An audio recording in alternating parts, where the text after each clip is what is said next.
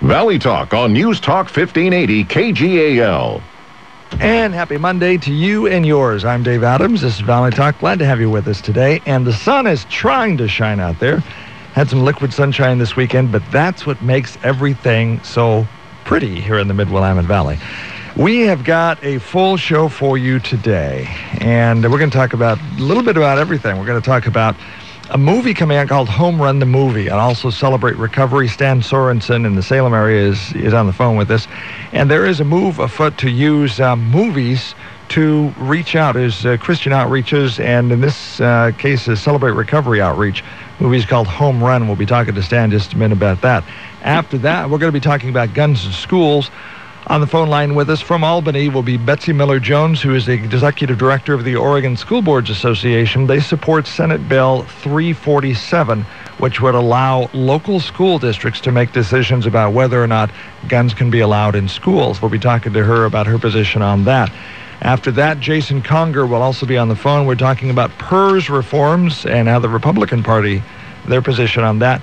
We did place a call Friday to a couple of Democratic legislators. We would like to get the Democratic response on Valley Talk, and we're still waiting to hear from them. And then last part of the show, we'll be talking to Sell and Jan Dianontime, and they are with the Build Lebanon Trails, BLT. Have a little BLT on your trail today, and we're going to be talking about that. Things coming up with Build Lebanon Trails. Beautiful summertime for a walk. And what better way to do that than help build Lebanon Trails, help build Lebanon Trails. We'll talk about how that works last half of the show here on Valley Talk today. As always, don't forget to sign up for Quiznos Taste on Us. We're going to be giving away a $10 gift certificate at the end of the show. Send me an email at dave@kgal.com, or you can call the station at 926-KGAL or 451-KGAL. We'll draw a name out of the hat, and at the end of the show, somebody is going to win a $10 gift certificate. Could be you. And that's good for anything at Quiznos in Albany, right next to Novak's Restaurant and across the parking lot from the former G.I. Joe's Sporting Goods location. Thanks to Dale and the crew for being a big part of Valley Talk, and the taste is on us. So get your entries in right now. Thank you, listeners, for being here on Valley Talk. Stan Sorenson, how are you doing, my friend? I am very blessed today. Thanks for talking with me today, Dave. So Home Run the Movie is coming out, and Celebrate Recovery has a big part to play in Home Run the Movie. You've seen the pre-screening, so have I. It's a great movie. Don't give away the plot line and, you know, what happens to the good guys and the bad guys and so on and so forth. But let's talk about how important it is to use something like Home Run the Movie to get your message out. Home Run the Movie, to me, to get our message out is important because of where it talks about, actually this movie's about an alcoholic addiction, but this applies to all addictions, drug addictions, everything else. And this movie would bring an interest for people that are watching it, and they can see hope and healing of their hurts, habits, and hang-ups through a program named Celebrate Recovery, which is dear to my heart. And I believe that theaters opening up and making this well-known, I believe that this is reaching out to people, and I know it's going to touch them in their heart. One of the things that the star of the movie depicts is, he doesn't need help. And a big part of getting into recovery or recovering is to realize that you need somebody to help you, correct? You can't do it on your own. Absolutely.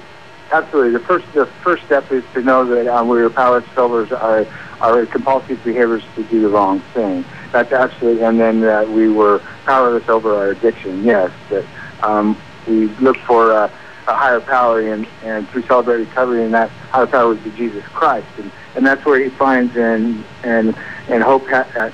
hopes for healing in his habits and hang-ups through Celebrate Recovery. Let's talk about Celebrate Recovery because of those pressures that a lot of people are under right now with the economy and other things, maybe dysfunctional families. Are you noticing more and more people reaching out to groups like yours? I am. I'm noticing more people coming through the doors. Not near enough that I would like to see a lot more come through the doors. I run into a situation where people come into our doors at Celebrate Recovery and said that they have no addiction. But Celebrate Recovery does not only address the issues of drug addiction or alcoholic addiction. There's all kinds of food addictions, codependency. One of the sayings that we have is if you don't think you have hurt, habit, or hang-up, come see a Celebrate Recovery, and we'll find you one. So we all have them, and especially this time, we find that Celebrate Recovery is a great outreach for people who have to a safe place that they can share, and they can find some hope for their hurts, habits, and hang-ups.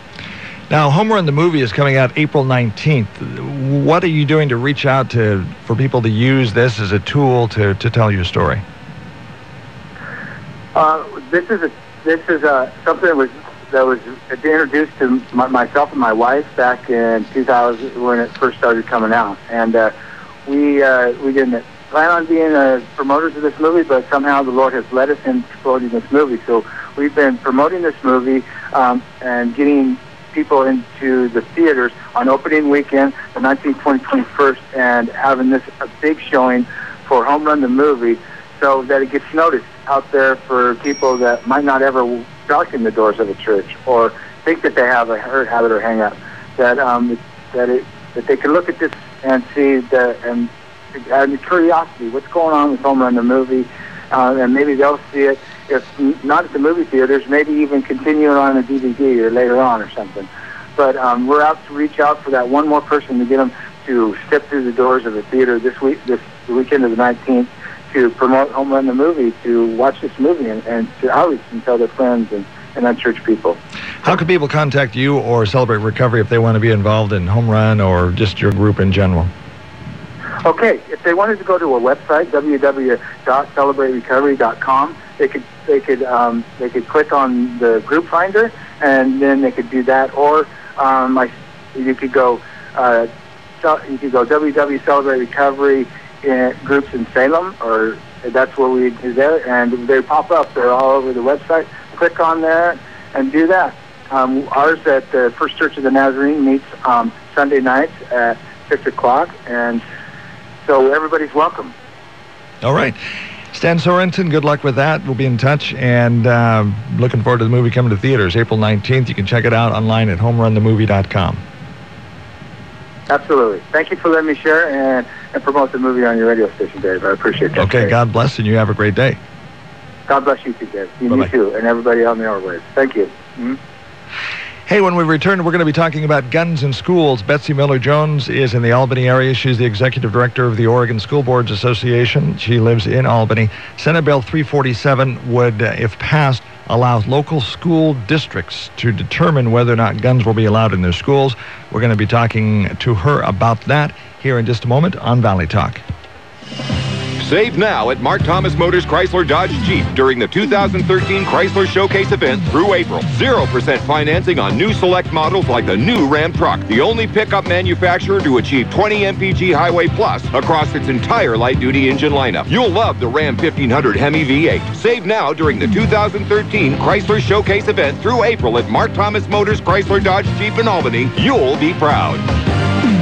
Mark Thomas Motors, why pay more? Business is still done better in person, so make the most of your trip at Shiloh Inn's Suites Hotels, where you get 4-star accommodations at 2-star prices. Hello, I'm Mark Hemstreet, owner of Shiloh Inn's. You'll always get more for your money at Shiloh Inn's Suites Hotels, because with Shiloh's affordable excellence, you get more free amenities than most any other hotel chain, like free high-speed internet access in every room and a free newspaper. You'll also receive a free continental or full hot breakfast at most Shiloh Inns. And with Shiloh's Star Rewards program, the more you stay, the more you save. So stretch out in Shiloh's beautiful deluxe smoke-free suites, unwind in Shiloh's spacious pools, spas, steam, and sauna rooms, as well as Shiloh's fully equipped fitness centers, and enjoy 4-star accommodations and service at only 2-star prices. For reservations, call 1-800-222-2244 or visit our website at shilohinns.com. Shiloh Inns, affordable excellence, American-owned and proud of it. A group of strangers, one of whom is a murderer, are stranded in a boarding house during a snowstorm.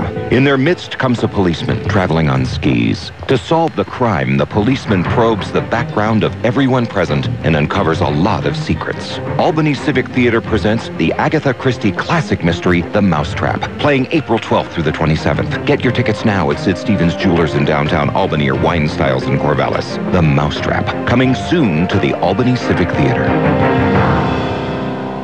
Hi, Hi, Rebecca Grizzle from Linco Federal Credit Union here to say how proud we are to sponsor the 2013 Lebanon Chamber Biz Expo, April 16th at the River Center. Last year we had over 1,800 visitors. We want you to join us again this year. It's free. With 140 vendors inside and out, visitors can win prizes valued over $3,000. There's free samples, demonstrations, singing, dancing, artists, face painting. Doors open at 10 a.m. and close at 6. Admission is free. We've got something special this year from 2 to 4. We'll have a free shred truck outside. Bring those confidential papers and you can get rid of them safely. Biz Expo has something interesting for everyone. Animals, entertainment, a chance to find out all about the different services and products offered in Lebanon. Don't miss the Lebanon Chamber Biz Expo, April 16th from 10 a.m. to 6 p.m. at the River Center. So mark your calendar to come early and stay late. Valley Talk, weekday mornings on News Talk 1580 KGAL. Welcome to Valley Talk. Time is 11:17. Don't forget to sign up for Quiznos Taste on Us. Send me an email right now and do so before the end of the show. Dave@kgal.com is the email address.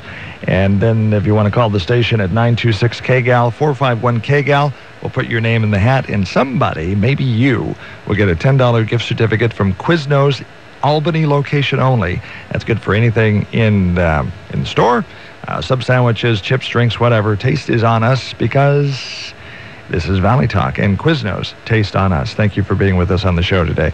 On the phone line, Betsy Miller-Jones is the executive director from the Oregon School Boards Association. Betsy, you're in Albany right now, aren't you? Actually, my office is in Salem, but I live in Albany. Oh, you live in Albany, so we're talking to you right now while you're in Salem. Yes, I'm in Salem. Let's talk about Senate Bill 347, the issue about guns in schools, and this is an attempt to get some clarification and to prevent some conflicts from occurring because, for example, in Portland, the school district there has opted to not allow guns on the premises, namely people with concealed handgun licenses, according to the Portland School Board policy, are not supposed to bring them on the premise. But state law allows them to do that, so that creates conflict, doesn't it? Yes, it does. For us, this law, SB 347, is about local decision-making and local control, not about yes guns or no guns. It's about allowing locally elected school boards to make that decision for their community and where they know the situation the best and what the best fit is. Does OSBA have a decision? Do you have a personal preference that you want to share with us, or would you rather not get involved in that discussion? Actually, no. Our position and our preference is that each district be able to make this decision themselves.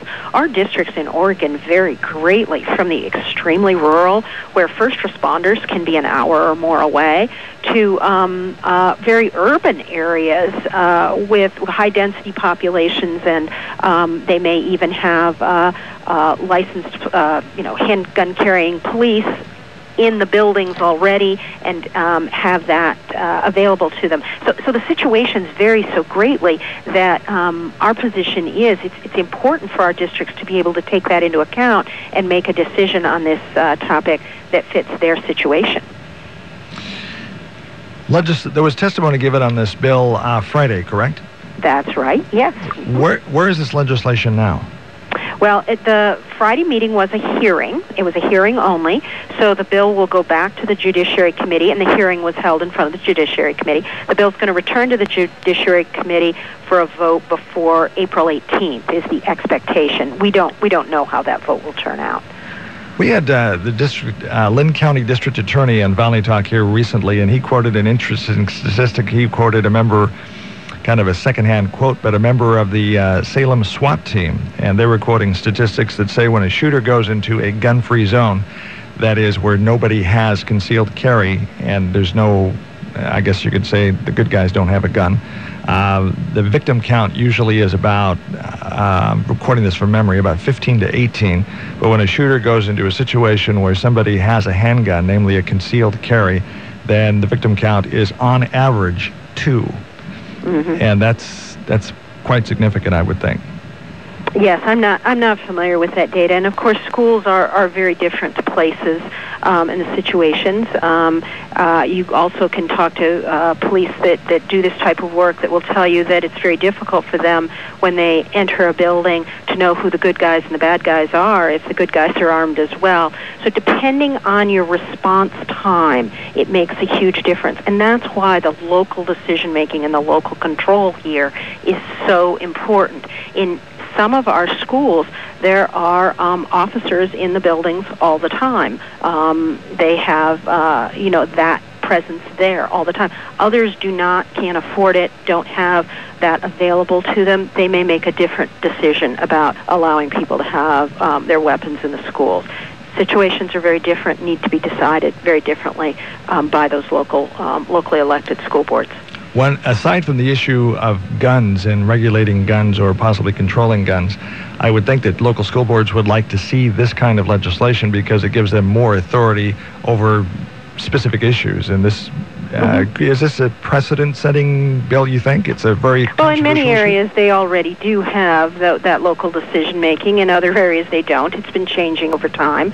And we do believe that in all areas, when you're able to take the specifics of the local situation into account, you not only have better decisions, they're more applicable to the situation, but the implementation of those decisions is better as well, because there's the motivation to implement something that you know works well for your situation in your district. Betsy, if any school board members or anyone is listening that wants to talk to OSBA about this, is there a number they can call? Yes, they can call 503-588-2800, and we have staff members who are specialists in many topics who would be glad to talk to them, and I'd be glad to talk to them as well. We have lobbyists who work directly on this legislation, and other staff members who work on policy that has to do with this type of situation for districts. And my office is right next to a train track. You can tell right near that train. But we would be glad to talk to school board members about this. They can call us at any time. You got to love live radio. Yes. Sorry about that, train. I should have warned you. That's okay. I very much appreciate. I know you're busy, and I very much appreciate you taking the time to talk to us on Valley Talk today about Senate Bill 347. You're very welcome. Thank you. This is Valley Talk, and the time is 11:23. And in this edition of Valley Talk, we have Representative Jason Conger on the phone from the Bend, Oregon area. Jason, glad to have you with us on Valley Talk today. Well, I appreciate you having me, Dave. We were hoping to see something come out of this legislative session in regards to PERS reform. It looks like right now the only thing coming out of committee, House Ways and Means Committee, is Senate Bill 822.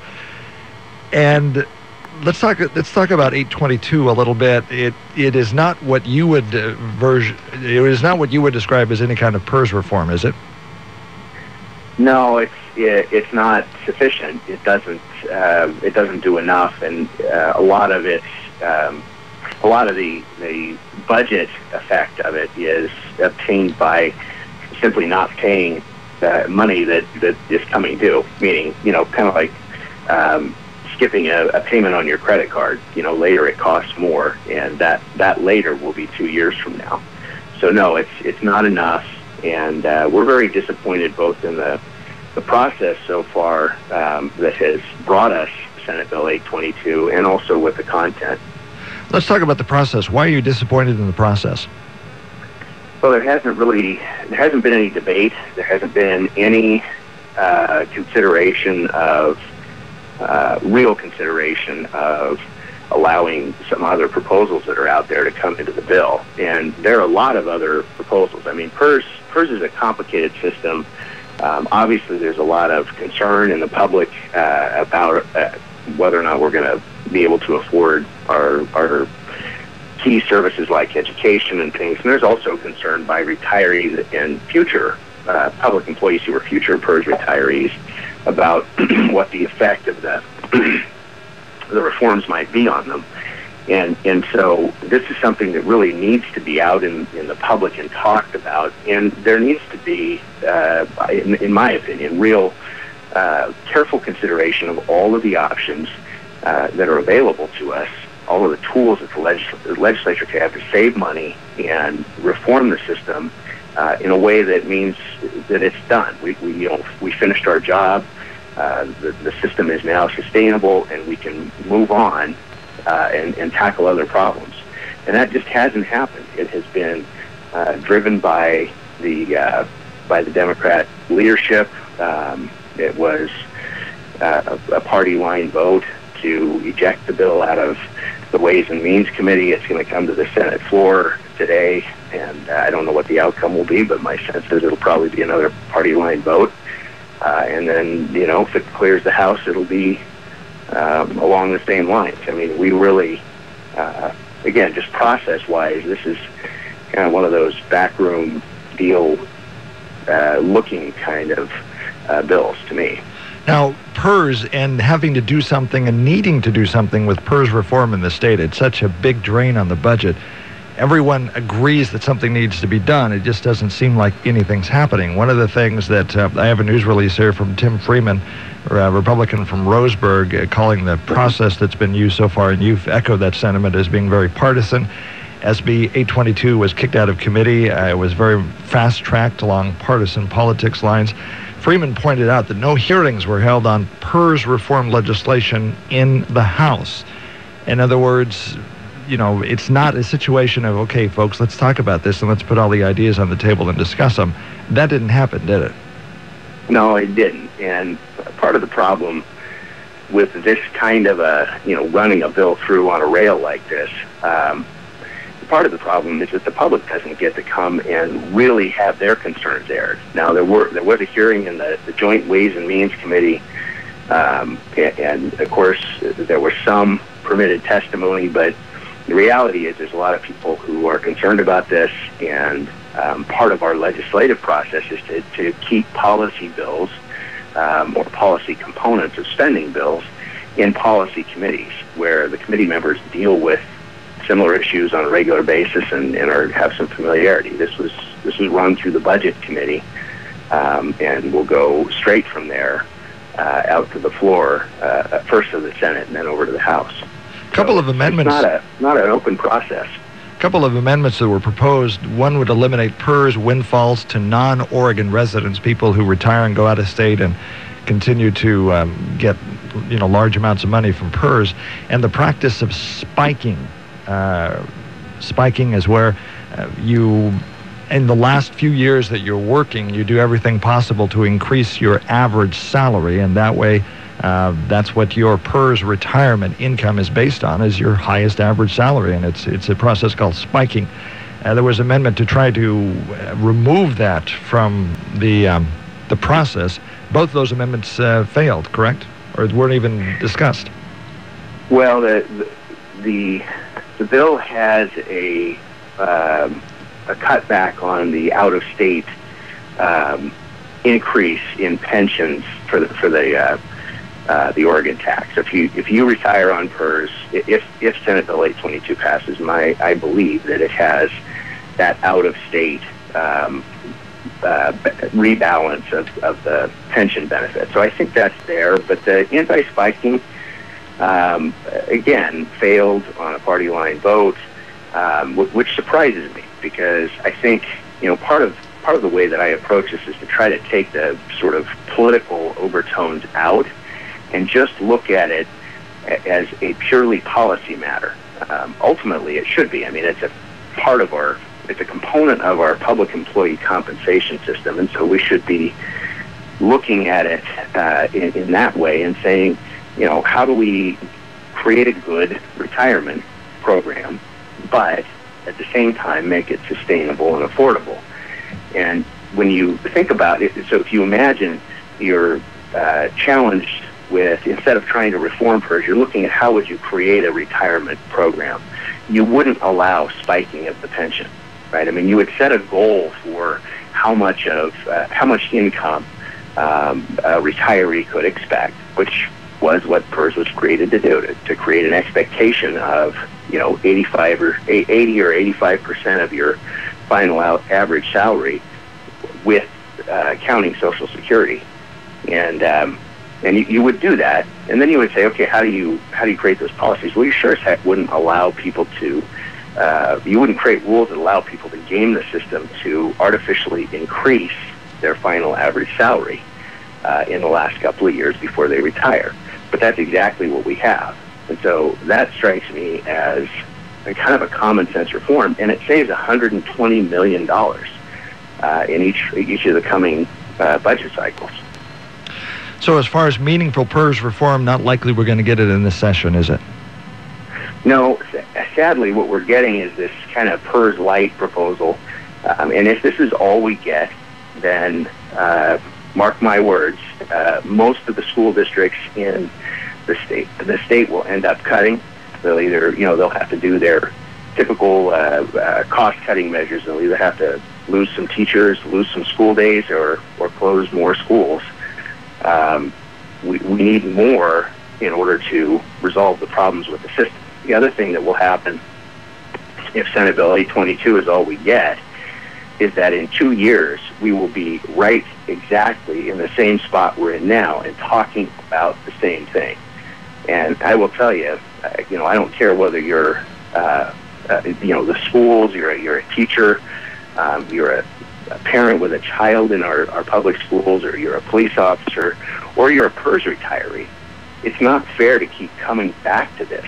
I mean, the fact of the matter is, I think people elect us to the legislature to go and resolve and solve the big problems with the state, the big challenges. PERS is clearly one of them.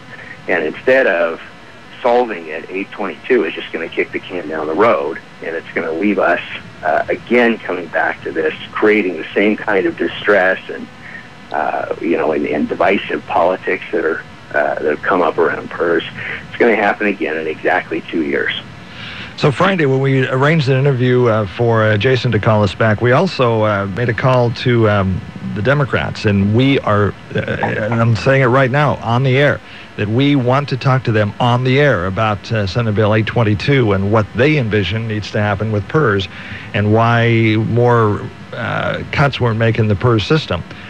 This is an open invitation to somebody from the Democratic Party to call and talk to us on Valley Talk about where they are in the PERS issue. So far, we have not received that phone call, but when we do, we'll talk to them, because something has got to happen with PERS, or the state's in trouble. Don't you agree, Jason? Oh, absolutely. I mean, we can't balance our budget without reforming PERS. That's a fact, and obviously, both Democrats and Republicans do agree on that, I think. I'm not trying to put words in their mouth, but I think we're all on the same page. It's just a question of, how do you do it? And unfortunately, what's coming at us is a half, maybe not even a half, it's a quarter measure. And instead of fixing it once and for all and moving on and taking on all the other things that we should be trying to make better in this state, we've got this half proposal. And I'll tell you, Dave, I mean, ultimately, in my mind, what has to happen is the governor's really got to step into this now and show some leadership, like he did before the session started, when he came out, and announced his proposed budget and included pretty significant PERS reforms. I think at this point we're either stuck with Senate Bill 822, or the governor's got to step in and lead. And I'm hoping that he will. He kind of started out strong and then went silent on us, and I don't think that it's in anyone's interest, not public employees, not retirees, and certainly not taxpayers or parents or students or teachers or anyone in the state of Oregon to leave this unresolved or a quarter of the way resolved and have to continue this debate ad infinitum. Are you getting any indication from the governor's office that there is going to be that kind of leadership come from that office? I haven't heard that, and it's, the day is drawing near where it'll be too late. He says he'll sign Senate Bill 822, or at least that's what I understand. Once the House Democrats, I mean, I think that, in all fairness, from what I've heard, the Senate Democrats seem to be willing to look at negotiating a broader package. But the House leadership on the Democrat side has gone on record saying this much in Senate Bill 822 and nothing more. No negotiation, no consideration, no looking at other proposals, even if they might be completely reasonable, like anti-spiking. So it's a situation where we're running out of time, and I'm still hoping that the governor will step in and kind of build a coalition around a broader reform. But certainly, if he doesn't, there's probably going to be cuts in schools, and again, another round of this in a couple of years that will be driven by the employer, the PERS rate increase that we already know is coming, plus the deferred increases, the deferred costs that are in Senate Bill 822. Jason Conger is Oregon State Representative, House District 54, and again, the invitation is open to members of the Democratic Party to call us and talk to us about their position on PERS, why we're not talking about spiking, and why we're not getting any more cost savings out of 822, and then why not allow some other, at least discussion on some other issues in the House. So, Jason, thank you for talking to us today on Valley Talk. You bet, Dave. It's been a pleasure, and I hope you do get that call from the Democrats, and I'll be tuned in to listen. Okay, thank you, sir. All right, thanks. This is Valley Talk, and as luck would have it, would like to say I planned this out, but Rod Sell is our next segment of Valley Talk here. He's with Build Lebanon Trails. Rod Sell is a recipient of PERS and worked for the state and city in his career. So we're sitting here listening to this interview from Jason Conger, and Rod, thank you for being on Valley Talk. We're going to talk about Build Lebanon Trails here in just a minute, but while we're talking about PERS, you received PERS. And I know it's a difficult question and a difficult issue because there are some people who have been school teachers that have been promised this over the years that all of a sudden it's looking kind of questionable in the future. So as a recipient to PERS, as you're hearing Jason talk here, what's your feedback? Well, we know there's issues and there's problems with funding for our public services there, and something just needs to be done. And I hate to see it happen on the backs of retirees, fixed income people, and they aren't all the fat cats. In fact, the majority of the people are not making what they made before, and have to depend on either working on the side or other income to be able to make it up. One of the things that we were talking about off air was over the years, and you worked for the state and the city for a decade or so, a couple decades? Yeah, I've had 20-some years in when I retired. So year after year after year when they did labor negotiations, a lot of times what would happen is the PERS, the organization or the school district or city you were negotiating with would say, we'll put a little bit more in PERS in place of salary increases or in place of better insurance. We'll just give you a little bit more retirement. That happened on several occasions, didn't it? Yeah, I think it was a cost-saving measure for them. If cost of living was high and they negotiated a cost of living increase for your workforce, they were able to save some money because they'd put a percentage into your PERS account over time and actually saved. It was less than what it would have cost them to give you the cost of living, the COLA. So as a PERS recipient right now, would have the state come to you and say, you know what, we're a little short on money now. We may not be able to give you as much as we promised. What is your immediate reaction to that? Well, a couple. Obviously, no one wants to have to do with less than what they already have or have a little harder time making ends meet. But something has to happen. And I think a small reduction in cost of living, for instance, is something of the price that we may have to pay to be able to help, to do our part to help the situation. Okay, when we come back, we're going to talk about Build Lebanon Trails. Rod Sell and Jan Dianontime is with us in the studios today, and I told her I was going to get her last name right, and so far, I'm batting 1,000. We'll be having that conversation on Valley Talk in just a moment. The Osgood File, sponsored in part by Auto Owners Insurance, the no-problem people. Visit AutoOwners.com. This is Charles Osgood. Beijing, like other big cities in China, has a lot of air pollution. The country's decade-long drive for rapid economic growth has come at a cost. That's why a British artist who lives there, Matt Hope, came up with what he calls a breathing bicycle. You put it together with a small generator attached to the rear wheel, a garbage can, and a fighter pilot breathing mask connected to a home filtration system. Now, it doesn't clear up the air for the millions of people in Beijing, but at least the air he breathes into his lungs as he pumps his way through the streets is filtered a little bit. I put all the parts together to make something that would make people think about the problem as this kind of a provocational prototype. I don't think this can really solve the pollution problem, obviously, because the pollution's still being made. You need to cut it off at the source rather than filter it. More on the breathing bicycle of Beijing after this. Why turn to a trusted choice agency for your insurance needs? Because a trusted choice insurance agency is an independent advocate that works for your interests, not for any one company. That allows them to find the coverage, the company, and the price to fit your needs. They pledge to treat you as a person, not a policy.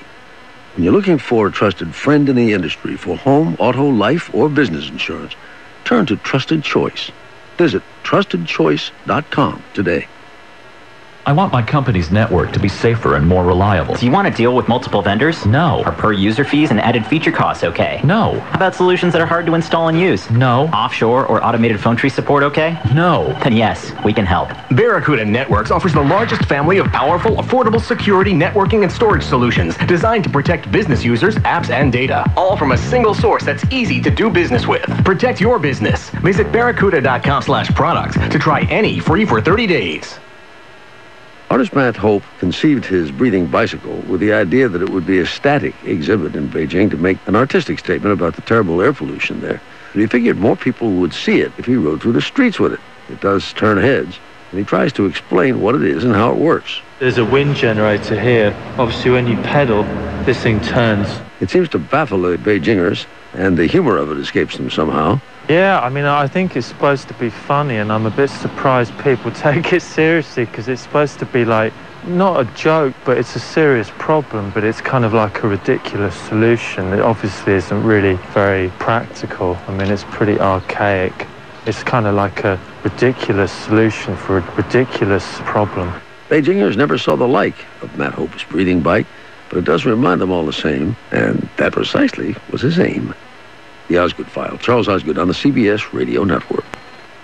Our customers tell us that shopping at St. Vincent de Paul is an adventure. It's like going on a treasure hunt, and finding treasures at bargain prices make it even more fun. What's more, the money you spend at St. Vincent de Paul helps your neighbors right here in Lynn County. So have some fun, save some money, and do something nice for your neighbors. Shop St. Vincent de Paul, or you're likely to find the treasure you're looking for. We're St. Vincent de Paul, and we're located at 2220 Southeast Pacific Boulevard in Albany, right next to Big 5 Sporting Goods.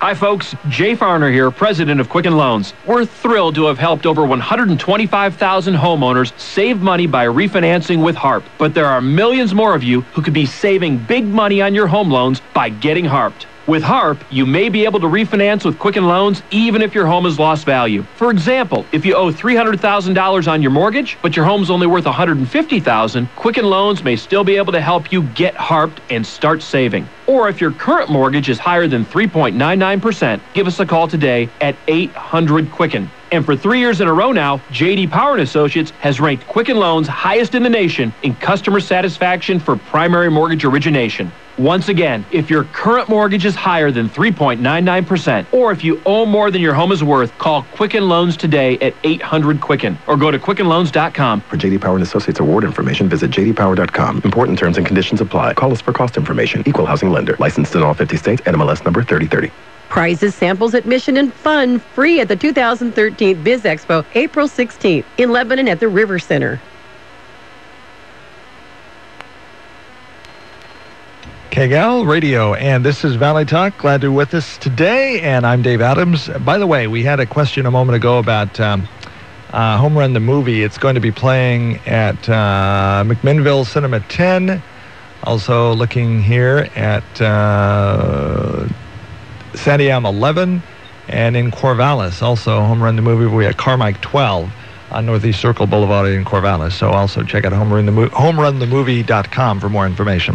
Right now, let's talk about Build Lebanon Trails. And in the studio, we have Rod Sell, board chair. Yeah. Thank you for being with us. And Jan Dianontime. Yes. with the Build Lebanon Trails. First thing we want to talk about is the 5K Fun Run and Walk at Cheetah Lake. It's going to be happening Saturday, May the 4th. Tell me about it. Well, this is our annual event that we have. It's our only fundraiser that we have every year, and we get about last year I think we had 300, almost 400 participants, and it's really a fun event. You can walk, you can run, and this year with Jan's help, who I have to say is our Volunteer of the Year, was recognized at the Chamber Awards.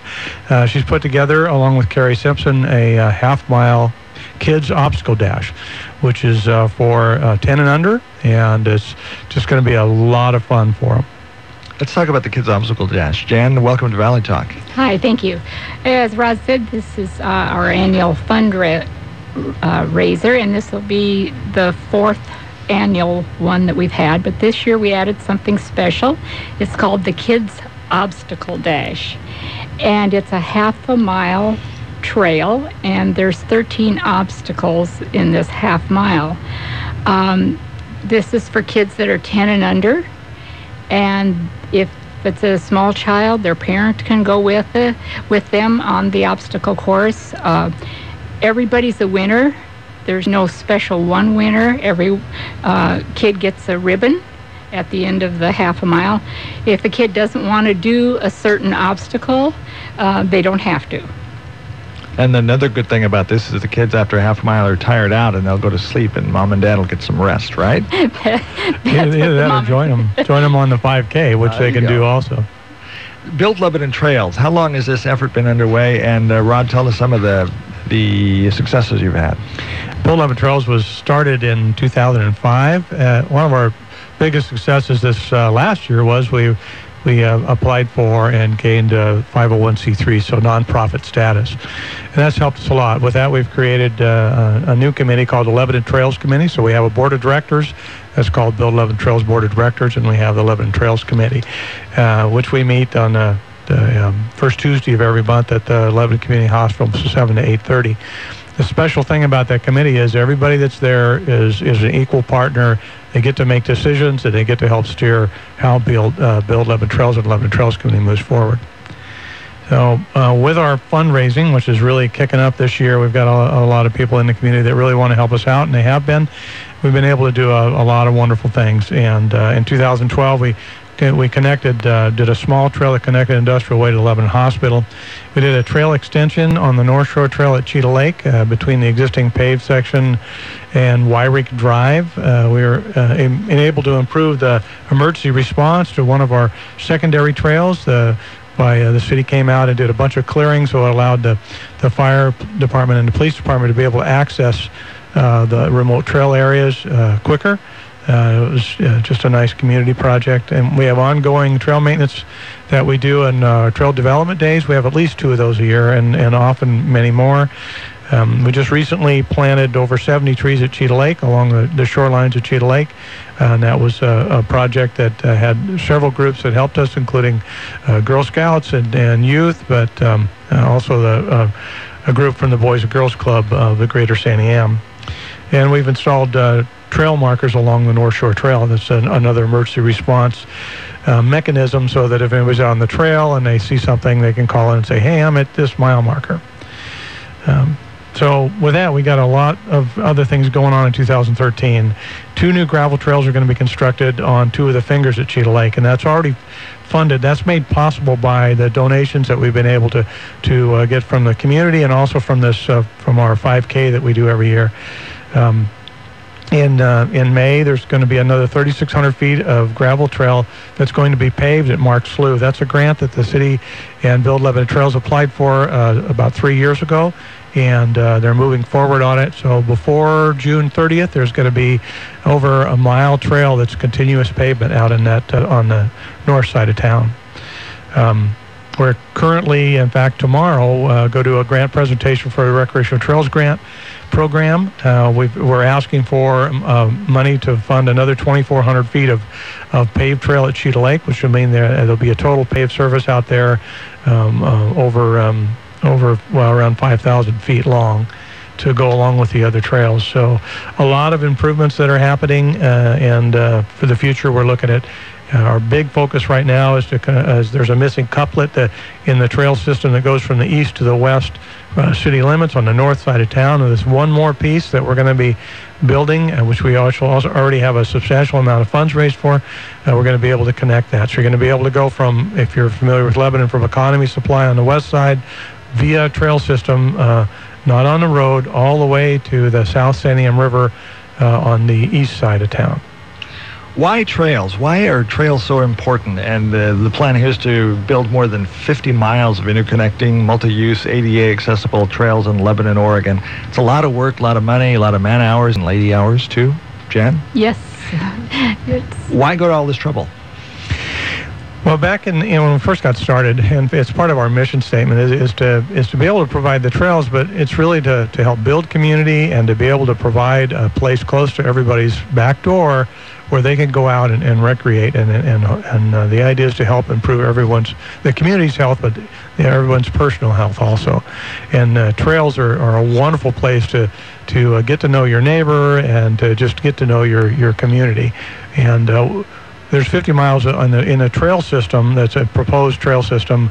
It's in the Lebanon Trails Plan, but there's also 20-some miles of soft surface trails, and those are for other. Well, they're all multi-use, but I know there's been some requests for both, and we actually have both in the plan. Jan, you're a retired nurse, correct? Correct. How important is it to our health to walk? Walk, run, bike. It's all very important, as well as diet, of course. And we are seeing so much childhood obesity in this area and in other areas that we feel that these trails are really more beneficial now. I'm not sure if many of you have been out to Cheetah Lake. It's off River Road, one site, and it's off of Wyrick Drive, the other site. And it's gorgeous this time of year. There's geese and ducks around there. The lake is blue and beautiful. So if you've not had a chance to go out there, I would suggest you do it now. Last week I was out there on the third finger, we call it, on the island, and a goose jumped off a nest and there was 4 big eggs, and it was right alongside the trail. You left the eggs there, didn't you? Yes, and we hadn't had breakfast yet.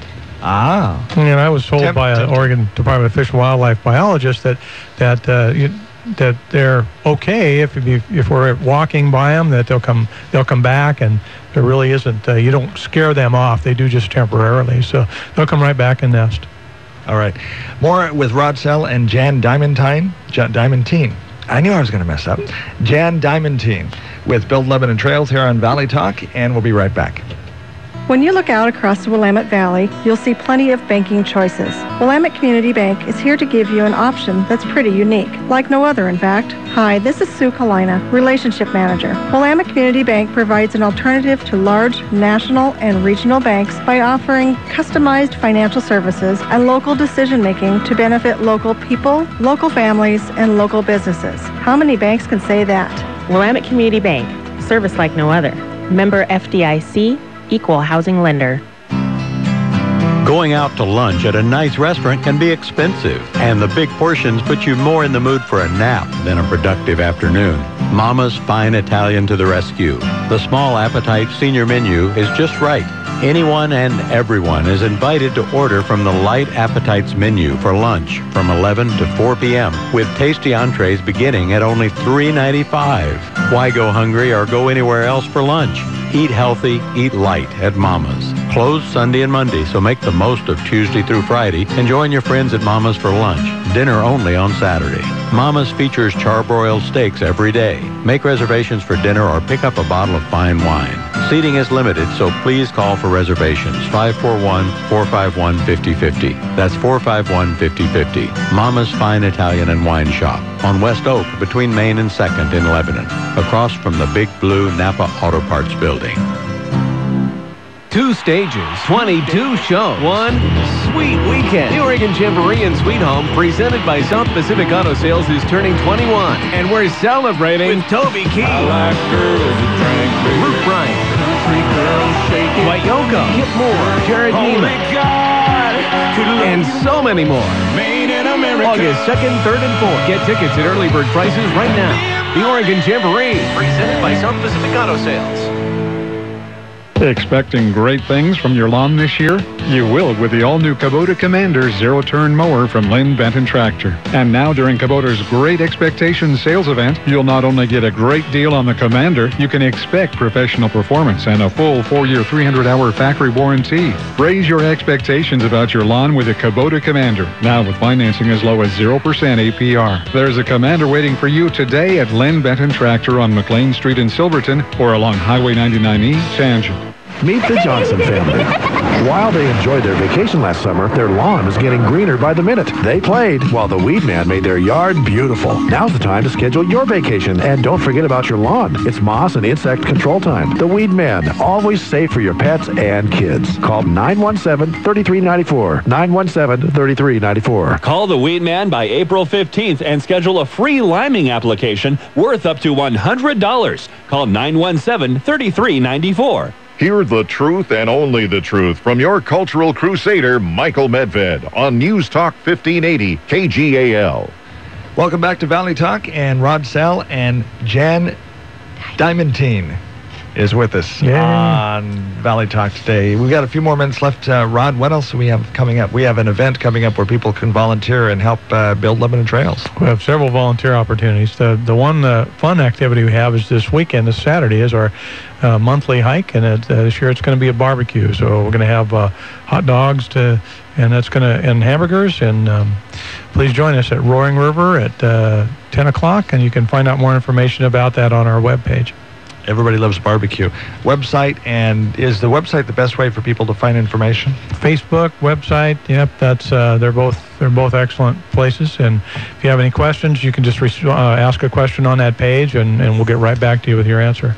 And we're also going to be at the Biz Expo at the River Center in Lebanon, April 16th. We'll have a table, and stop by there, and we'll tell you more about Build Lebanon Trails. Jan, why are you involved in Build Lebanon Trails? Well, primarily I'm into health. I've jogged for several years. I do like to do a little bike riding, and I have a lot of friends that also like to exercise, and this is an opportunity to help us all. Rod, why are you so passionate about the organization?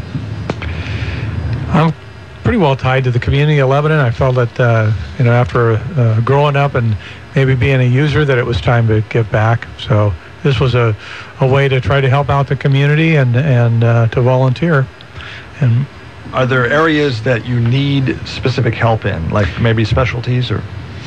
Well, we always need help. Every volunteer organization needs help. For our Cheetah Lake 5K on May 4th, we're actually asking for volunteers to come out and help us the day of the event. We got fun spots for you to stand and to help the participants to have a great time. All right.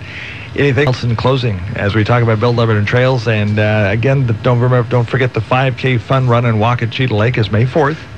Correct, and we have a lot of sponsors to thank. I don't want to do that individually, but thank you to all of our sponsors and for all the individuals who provide us with support. Do they need to pre-register, or can they just show up the day of the run? All of the above. And to find out more information about the run, go to your website? Go to our website, and there's a link to register on our website also. All righty. Rod, thank you for being with us. Jan, thank you for being with us as well. Looking forward to having you back, and just love summers here in the Mid-Willamette Valley. And what better way to go out and enjoy the summer than walk the trails in Lebanon? Yeah, thank you, Dave. Thank you. Thank you for being with us today. Don't forget, tomorrow is our final installment of H&R Block Tax Tips here on Valley Talk. We'll have our enrolled tax agent from H&R Block here in the studio. It's going to be the last time we have him here. Last chance for you to get your questions answered before you have to file. That's tomorrow, Tuesday, April 9th, H&R Block Tax Tips here on Valley Talk. I'm Dave Adams.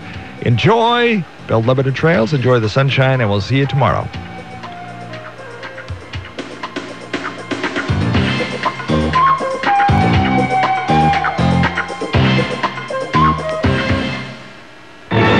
The Mid-Valley for over 50 years. You're listening to News Talk 1580 KGAL, Lebanon, Albany, Corvallis.